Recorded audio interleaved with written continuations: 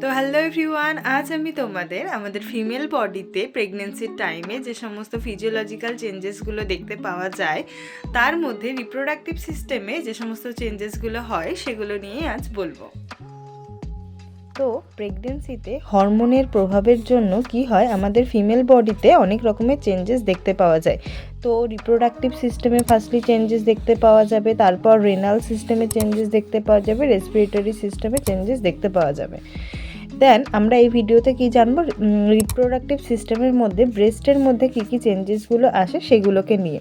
তো মেনলি ব্রেস্টের কি হয়, ব্রেস্টের সাইজটা ইনক্রিজ হয়ে যায়, এবং ব্রেস্টের সাইজটা ইনক্রিজ হয়ে যায় কীভাবে, ফ্যাটের জন্য, অ্যালভিওলাইয়ের জন্য এবং ডাক্টের জন্য।